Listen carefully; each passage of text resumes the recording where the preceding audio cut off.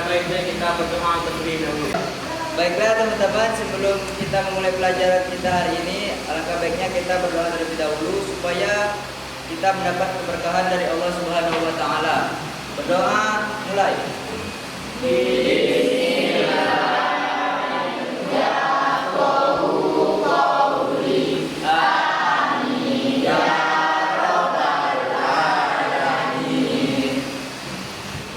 Oke, Bapak absen dulu.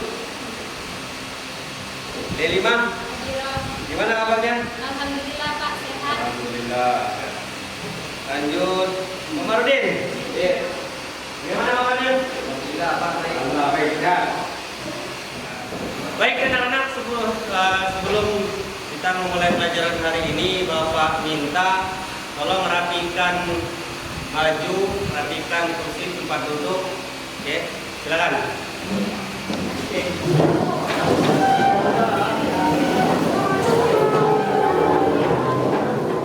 Oke, anak-anak kira-kira siap mengikuti pelajaran hari ini? Siap. Baik.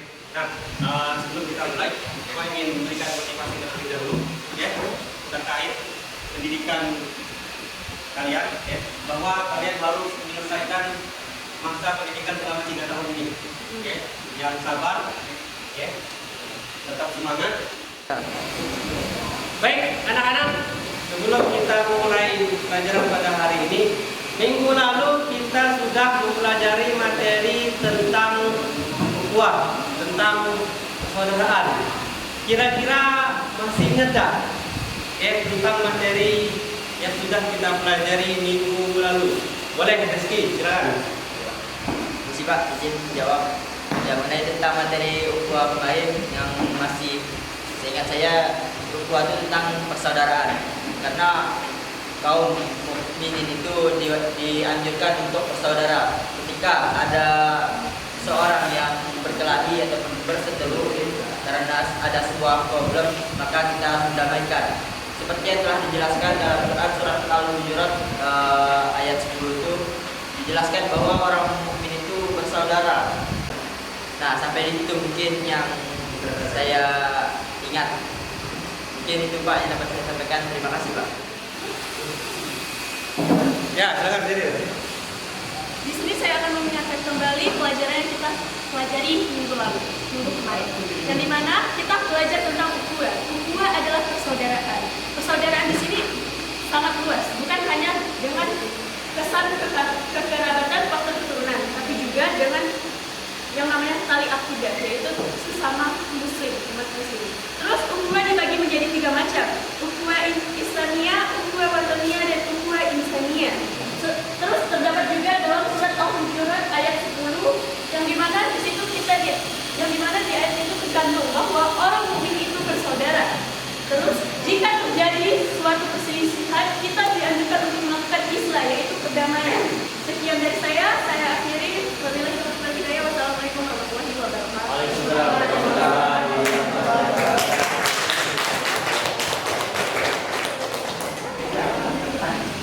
Nah,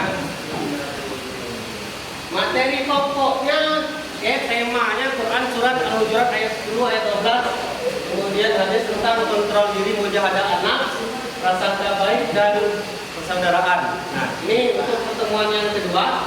Bagian kedua ini materinya tentang kontrol diri atau mujahadah anak dan prasangka baik. Kita lanjutkan. Kemudian untuk tujuan pembelajaran, paling tidak setelah mempelajari materi ini yang dapat dipahami, diketahui oleh siswa, pertama menganalisis Quran surat Al-Hujurat ayat 12 tentang kontrol diri. Untuk langkah-langkah pelajaran kita pada hari ini, jadi nanti ada blackboard yang Bapak tampilkan pada tayangan video. Silakan kamu simak video tersebut, kamu amati, nanti kamu diskusikan atau sampaikan hasil diskusi kamu. Kemudian terakhir nanti apa yang tidak kamu pahami dan sebagainya silakan kamu ajukan pertanyaan. Kemudian ada kata tes. Ini ada tayangan video. Silakan kamu simak, kamu amati.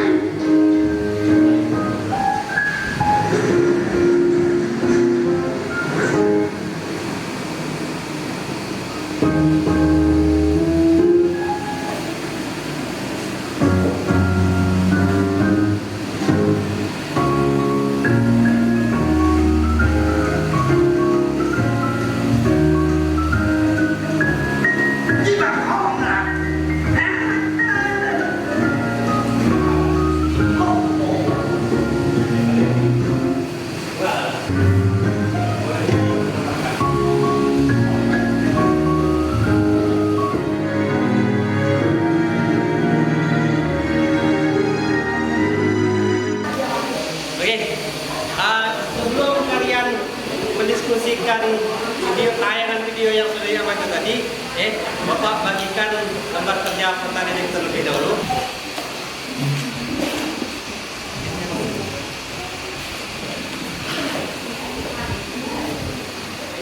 Silakan kalian diskusikan.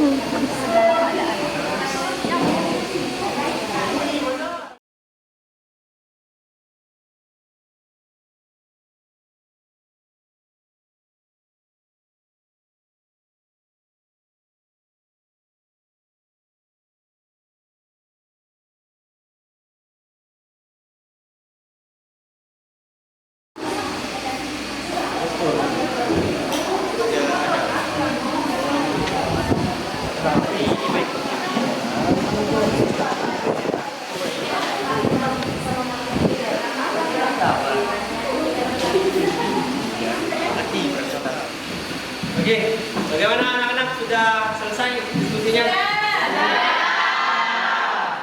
terima kasih. Nah, selanjutnya ya, silakan kalian sampaikan. Boleh, silakan Tuan. Ada dari Rizky sekarang. Yang lain tunggu bilang. Bismillahirrahmanirrahim. Assalamualaikum warahmatullahi wabarakatuh.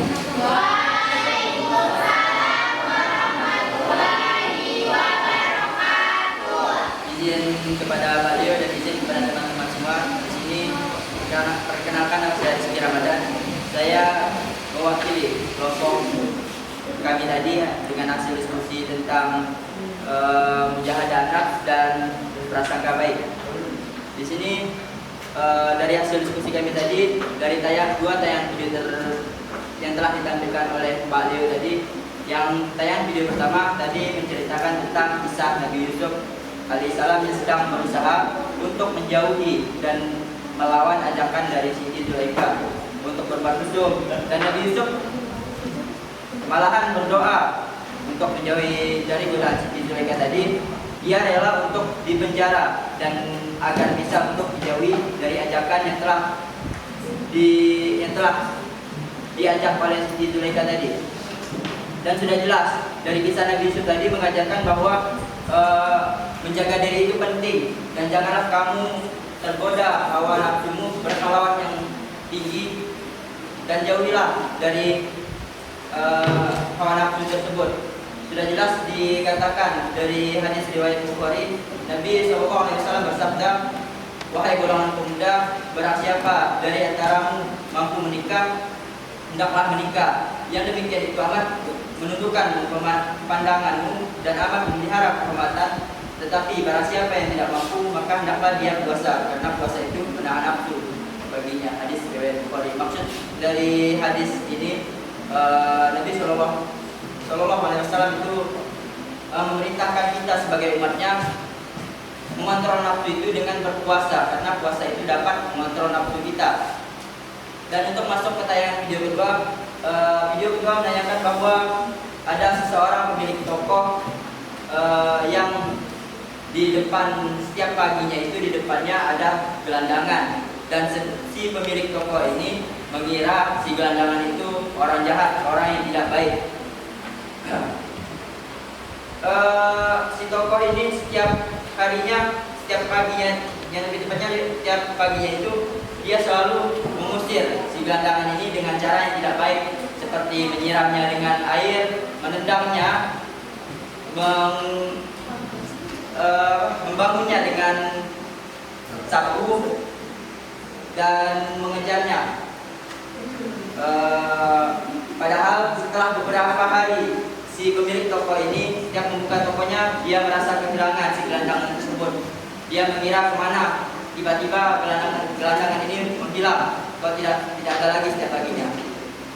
Ternyata setelah diselidiki dari CCTV yang telah direkam, ternyata gelandangan ini bukanlah orang yang begitu jahat, bukanlah orang yang berbuat buruk, dan bukanlah orang yang mengencingi tokoh tersebut. Malahan orang gelandangan inilah yang telah menjaga tokoh ini dari gangguan-gangguan yang tidak baik dari orang-orang yang ada di sana, seperti ingin menyemprot cat kepada rolling door-nya tersebut, ingin merampok. Malahan orang gelandangan inilah yang rela mati untuk menghalang para perampok yang ingin merampok tokoh tersebut.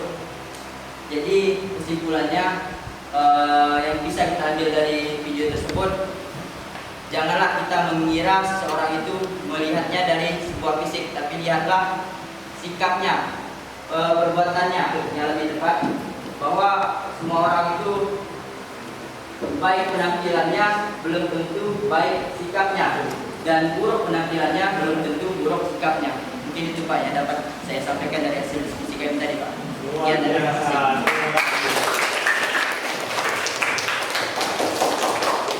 Assalamualaikum warahmatullahi wabarakatuh. Kita lanjut ke kelompok lain, silakan angkat tangan. Siapa duluan? Intia duluan, boleh silakan. Assalamualaikum warahmatullahi wabarakatuh. Saya akan menyampaikan isi diskusi dari tayangan video tersebut. Dilihat dari tayangan video kedua, kesimpulan yang dapat kami ambil adalah janganlah sesekali kita menilai seseorang dari cover atau dari luarnya saja. Maksud menilai seseorang dari cover atau luarnya saja, misalnya kita melihat seseorang yang mungkin penampilannya jauh dari kata baik, yang mungkin kita akan langsung berprasangka orang ini bisa melakukan hal-hal jahat yang tidak kita inginkan. Namun kita belum tahu kebaikan apa yang telah ia perbuat yang tidak kita lihat. Namun kita belum tahu kebaikan apa yang telah ia perbuat yang mungkin tidak terlihat oleh kita. Seperti Quran surah Al-Hujurat ayat 12 yang artinya, wahai orang-orang yang beriman, jauhilah banyak dari prasangka, sesungguhnya sebagian prasangka itu dosa, dan janganlah kamu mencari-cari kesalahan orang lain, dan janganlah ada di antara kamu yang mengunjing sebagian yang lain. Mungkin hanya itu pendapat dari kelompok kami. Saya akhiri. Wassalamualaikum warahmatullahi wabarakatuh. Oke, silakan. Assalamualaikum warahmatullahi wabarakatuh. Waalaikumsalam warahmatullahi wabarakatuh. Mungkin semuanya di sini kan saya akan menyampaikan hasil diskusi kami berenam. Jadi menurut dari video yang telah kita tonton dari video pertama, yaitu kita kita harus mengontrol hawa nafsu kita. Seperti di video yang pertama, yaitu Nabi Yusuf ketika digoda oleh Zulaikha. Jadi kita harus mengontrol hawa nafsu kita saat ada godaan yang begitu besar. Jadi ketika kita menahan hawa nafsu kita terhadap godaan tersebut, insya Allah Allah akan menggantikan godaan tersebut dengan hal yang lebih baik lagi. Kemudian di video yang kedua, yaitu kita tidak boleh bersangka buruk kepada orang lain. Seperti di tayangan video berikut, yaitu aku itu melihat gelandang itu sangat buruk. Dia melihat bahwa gelandang itu sering mencemari lingkungan sekitar tokonya, pokoknya bertindak jahat kepada tokoh tersebut. Tapi malah sebaliknya, dia tidak tahu apa yang dilakukan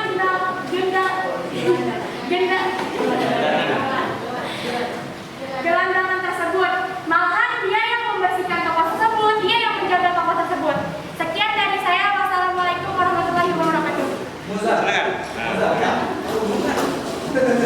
Assalamualaikum warahmatullahi wabarakatuh. Baiklah, berdirinya saya di sini sebagai perwakilan dari kelompok kami ingin membaca hasil dari kesimpulan video yang ditayangkan pertama tadi. Yang pertama, bersabar dalam segala keadaan, tidak membalas keburukan orang lain yang berupa ejekan atau yang tidak mengenak di hati kita. Memaafkan segala teman dan orang lain yang berbuat buruk kepada kita. Ikhlas dalam segala hal bentuk cobaan dan berusaha memperbaiki diri. Menjauhi sifat iri dengki dan tidak membalas kedengkian mereka terhadap kita, dan tidak boleh iri pada kelebihan orang lain.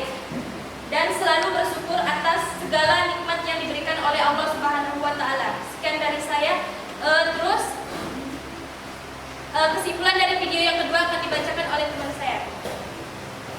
Baiklah, berdirinya saya di sini, saya akan menjelaskan mengenai video yang kedua, yaitu prasangka baik yang terdapat dalam kandungan surat Al-Hujurat. Kandungan isi perintah Allah Subhanahu wa taala untuk orang-orang yang beriman itu selalu untuk membuang prasangka buruk. Perintah Allah Subhanahu wa taala untuk tidak mencari kesalahan atau keburukan orang lain. Larangan Allah Subhanahu wa taala itu untuk menjauhi ghibah karena menggambarkan seseorang yang memakan bangkai saudaranya sendiri. Sungguh Allah Subhanahu wa taala selalu menerima taubat hambanya dan selalu menerima dengan kasih sayang, bertakwa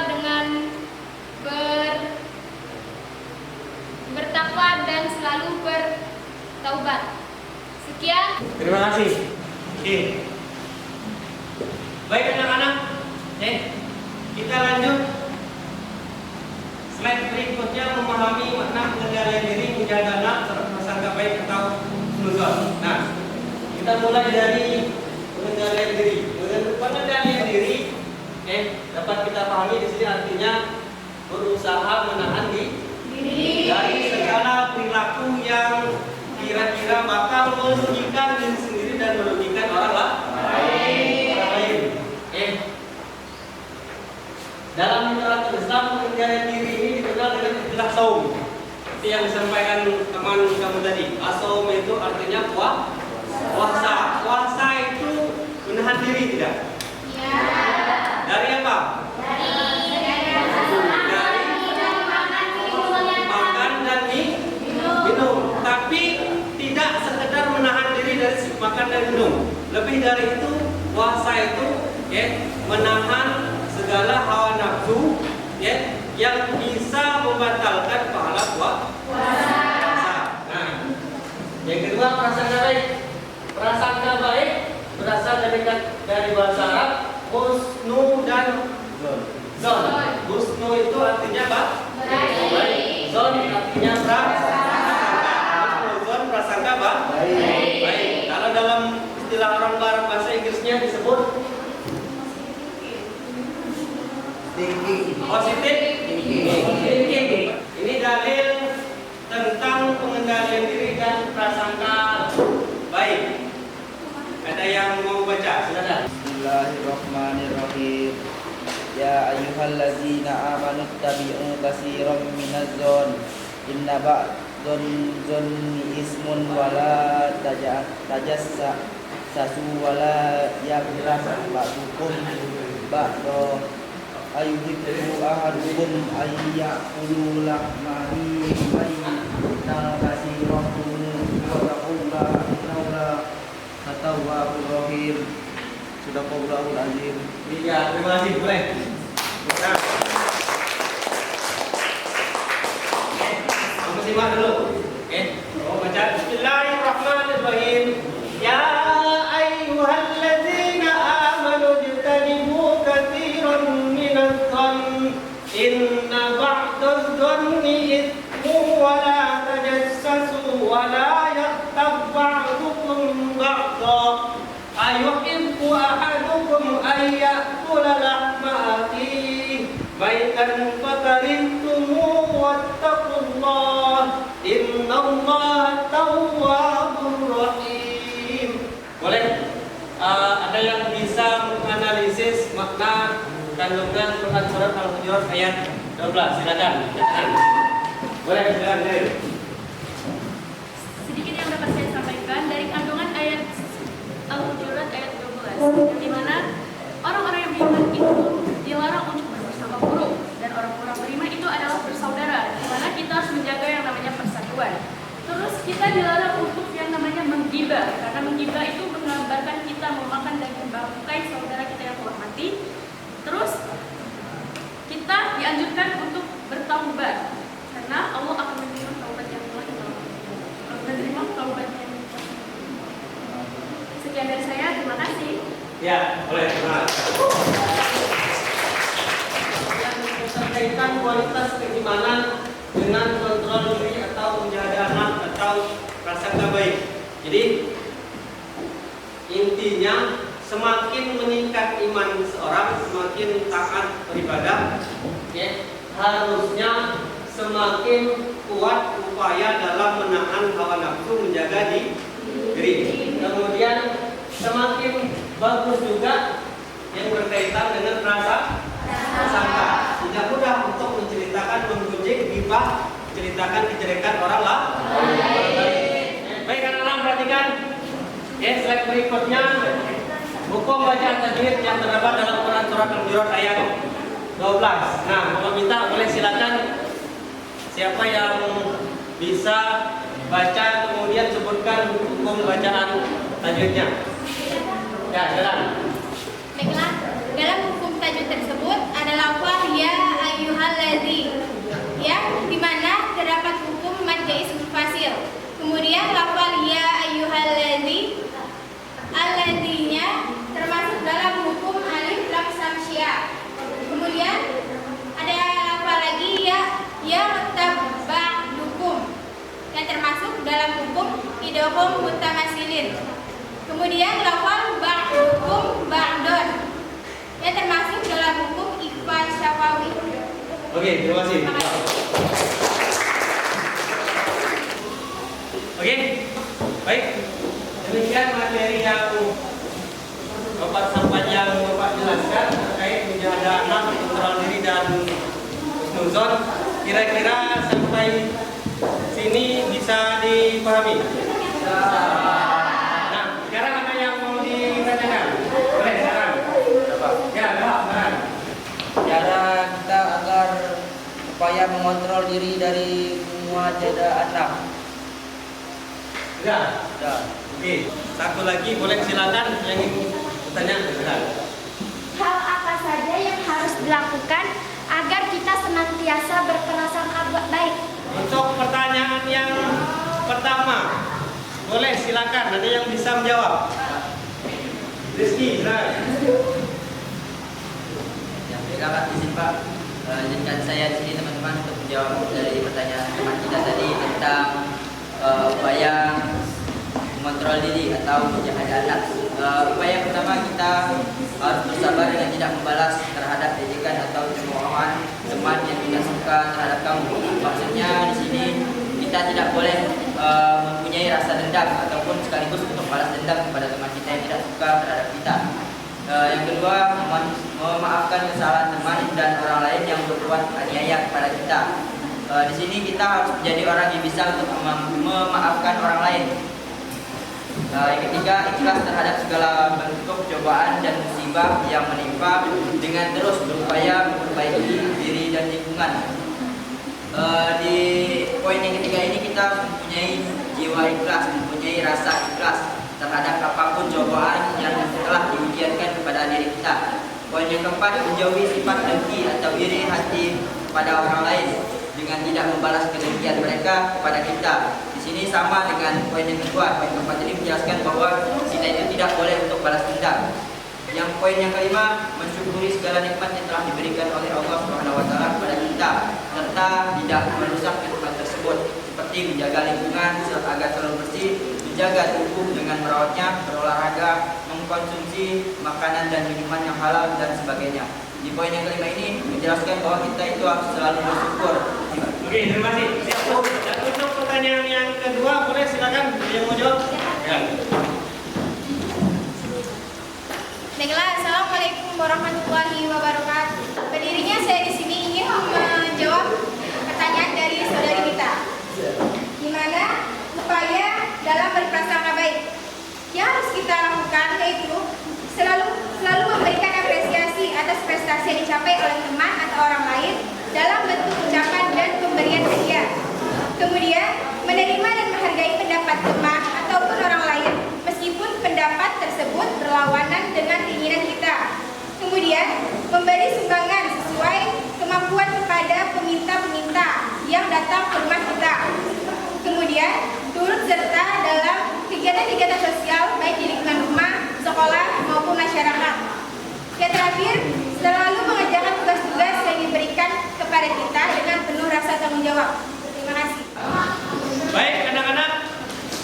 sini ada tes, ya. Sekarang kalian kerjakan tes ini, ya. Setelah selesai nanti silakan dikumpulkan.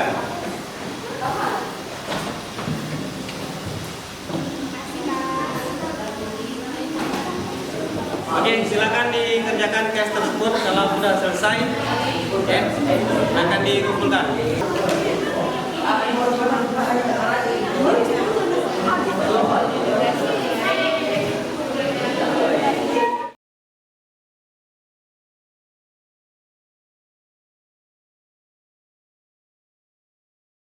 Baik, bagaimana? Sudah selesai? Sudah, sekarang kita kumpulkan. Jadi kau siapa Nabi? Ya, Bapak. Baik, anak-anak, demikian materi pelajaran kita hari ini.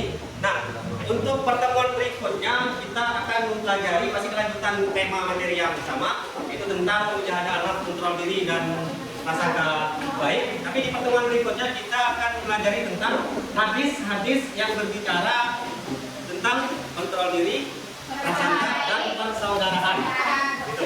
Nah, sekarang untuk pelajaran kita hari ini siapa yang bisa menyimpulkan? Boleh, silakan. Erin, silakan. Nanti saya akan menyimpulkan sedikit apa yang telah kita pelajari dalam pertemuan kali ini. Yang dimana di sini kita mempelajari yaitu mujahadah an-nafs dan husnuzon. Mujahadah an-nafs adalah adalah cara menahan diri dari segala sesuatu atau perilaku yang dapat merugikan diri sendiri maupun orang lain. Terus husnuzon adalah sikap berpikir positif terhadap apa yang dilakukan orang lain. Terus husnuzon dibagi menjadi 3, yaitu husnuzon kepada Allah Subhanahu wa taala, husnuzon kepada diri sendiri dan husnuzon kepada orang lain. Husnuzon mempunyai perlawanan, yaitu suuzon. Suuzon adalah kita selalu berpikir buruk terhadap apa yang dibuat oleh orang lain, terus tanpa ada bukti yang benar. Cara upaya dalam mujahadah an-nafs adalah kita sebagai orang beriman dilarang untuk mencari keburukan orang lain. Terus kita sebagai orang beriman dibutuhkan untuk menjaga yang namanya persatuan karena kita itu saudara. Ya, dan saya ucapkan terima kasih. Pada intinya kita diperintahkan untuk menjaga diri, mengendalikan hawa nafsu. Agar apa? Agar tidak merugikan diri sendiri dan tidak merugikan orang lain. Disampaikan di dalam Al-Quran oleh Allah Subhanahu wa taala. Amin. Amin. Terima kasih untuk hari ini atas kerjasamanya, sudah menyimak, mengamati, berdiskusi dan lain sebagainya. Mudah-mudahan berkah dan bermanfaat. Amin. Tetap semangat, jalani pendidikan ini hingga selesai sampai tamat SMK 3 tahun. Ya, mudah-mudahan sukses menggapai cita-cita yang diinginkan. Amin. Ya. Nah, baik anak-anak, demikianlah pelajaran kita hari ini. Sebelum pulang, murid silakan rapi-rapi dulu. Ya. Baik anak-anak, sudah siap? Silakan ketua kelas Komarudin boleh pimpin. Baiklah teman-teman, sebelum kita pulang ke rumah masing-masing, alangkah baiknya kita berdoa terlebih dahulu agar kita mendapat keselamatan dari Allah Subhanahu wa taala. Amin. Berdoa mulai.